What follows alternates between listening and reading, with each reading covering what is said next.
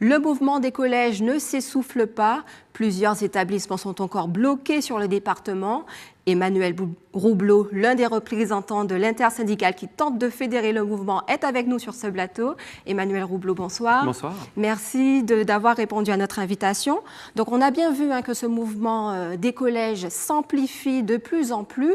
Expliquez-nous quel est le fond de cette mobilisation. Alors le fond de cette mobilisation, c'est qu'en fait, il n'y a pas assez de moyens dans l'académie. La FSU, on a expliqué au recteur en commission technique académique que ça ne pourrait pas passer. On a fait des recommandations en termes d'heures supplémentaires, en termes d'effectifs par classe.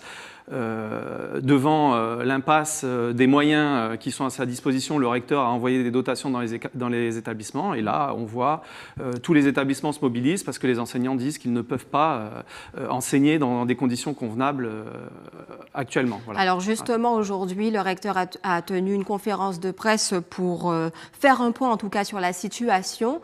On regarde le reportage de Moïse Dexter et Patrick Curie. Les établissements qui sont aujourd'hui en grève, nous sommes déjà dans une démarche de dialogue depuis de très nombreuses semaines avec les chefs d'établissement, avec l'ensemble des communautés. Nous avons reçu un certain nombre de délégations. Les moyens sont là. Les établissements ont les moyens qu'il faut pour pouvoir fonctionner pour la rentrée prochaine. Nous avons dû répondre à un certain nombre d'inquiétudes. Voilà, de façon un peu légitime. C'est vrai que la baisse démographique qui intervient sur notre académie depuis plusieurs années est encore plus forte depuis 2016 et va s'accentuer notamment au niveau du collège à la rentrée prochaine. Mais en tout état de cause, le ministère n'a pas supprimé de poste pour cette rentrée à venir et nous avons aussi créé un certain nombre de diplômes, notamment des formations post-bac, des BTS dans des lycées professionnels de l'académie et donc ça nécessite effectivement des moyens. En tout cas, aujourd'hui, on peut considérer que tous les moyens qui ont été donnés à l'ensemble des établissements, que ce soit des collèges ou des lycées professionnels, polyvalents ou généraux et technologiques, ont les moyens de fonctionner. Et bien évidemment, nous sommes toujours dans un dialogue permanent. S'il y a des ajustements à faire, nous les ferons comme nous le faisons chaque année d'ici le mois de juin, voire parfois septembre, parce qu'il peut y avoir des variations d'effectifs qui interviennent. Et en tout état de cause, les établissements auront les moyens de fonctionner à la rentrée prochaine. Alors Emmanuel Roublot, vous avez entendu le recteur. Est-ce que ce discours vous paraît convaincant? Il n'est absolument pas convaincant puisque s'il y a moins d'élèves dans les classes, enfin dans l'académie, on devrait en avoir moins dans les classes. Or, c'est absolument pas le cas. On a des effectifs par classe qui augmentent, qui atteignent 28 dans des zones d'éducation prioritaire. On demande aux enseignants de faire plus d'heures d'enseignement face aux élèves. On ne comprend pas où sont les élèves en moins. Alors, nous, ce que l'on explique au recteur, c'est qu'on est dans une académie qui devrait être classée entièrement en éducation prioritaire, en REP+. Pourquoi? Parce que tous les indicateurs socio-économiques nous montrent que l'académie est en grosse difficulté. Plus de 60% de chômage, 55% de familles monoparentales, un taux d'illettrisme à plus de 20%, un taux d'avortement à 28%, un taux d'homicide 3 fois plus élevé que dans une ville comme Marseille. Si ce n'est pas une académie qui est en difficulté socio-économique, alors on n'y comprend plus rien. Du fait que toute l'académie soit en tout cas en REP, qu'est-ce que ça changera? Alors ça change tout, puisque il y aura une enveloppe budgétaire ministérielle qui sera en conséquence. Ça a déjà été le choix qui a été fait par l'Académie de Guyane, qui est très proche en termes d'indicateurs socio-économiques, quoi qu'on en dise. On n'est pas loin.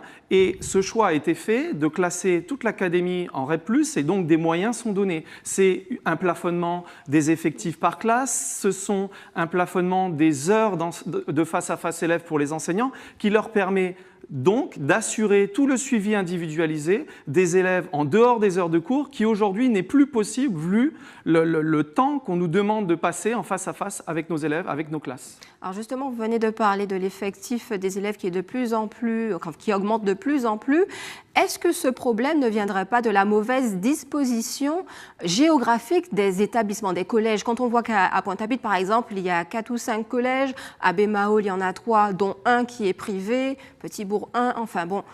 Est-ce que ça ne viendrait pas de ça, enfin, l'effectif? Oui et non. Qu'il y ait un problème de répartition sur l'académie, oui, mais c'est dû à l'activité économique, puisque l'activité économique se concentre sur Jarry, forcément ça amène une population sur Jarry. Mais ça n'explique pas tout.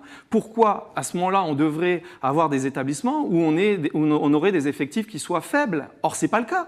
Dans tous les établissements, les effectifs sont très élevés, avec des taux d'heures supplémentaires d'enseignants qui sont très élevés. On voit bien le cas, en tout cas, à Satino. Exactement. exactement. Le cas Satino que vous pouvez nous expliquer d'ailleurs. Alors le cas Satino, c'est un cas où justement il y a une surpopulation dans l'établissement qui se crée parce que les parents, du fait des transports qui sont mal gérés, amènent leurs enfants dans cet établissement-là alors que c'est pas l'établissement de secteur. Ils n'habitent pas dans ce secteur-là. Donc ça crée un engorgement. Mais si vous voulez, ça c'est un leurre. Voilà, on essaye d'attirer notre attention sur ça. Le recteur essaye d'attirer notre attention là-dessus, mais c'est un problème académique dans son ensemble. Il y a un sureffectif dans tous les établissements qui est avéré et qui empêche d'enseigner correctement à des élèves qui sont en difficulté parce qu'on est dans une académie, encore une fois, où les indicateurs socio-économiques sont mauvais et il faut traiter à la base les choses en demandant des moyens supplémentaires au niveau national pour permettre aux enseignants d'enseigner dans de meilleures conditions ici et de favoriser la réussite de tous. On fait réussir les bons élèves, mais on ne fait pas réussir les plus faibles. On les retrouve ensuite dans la rue à faire des braquages, etc. parce qu'on n'arrive pas à s'en occuper. On a eu le cas à Bainbridge avec un élève qui s'est retrouvé dans la rue et qui a agressé un autre élève. Voilà. Ce sont des échecs du système. Ce sont des situations qu'on retrouve dans... Exactement. On n'arrive pas à le traiter avec les moyens qu'on nous donne actuellement dans l'académie. Donc plus de moyens humains et matériels. Un classement en éducation prioritaire en REP+, de tous les établissements de la Guadeloupe. D'accord. Alors est-ce qu'au final... qu'est-ce qu'on s'attendra à quoi dans les prochains jours maintenant? Alors, parce qu'on voit que le mouvement s'intensifie. La balle est dans le camp du rectorat, c'est-à-dire qu'à un moment...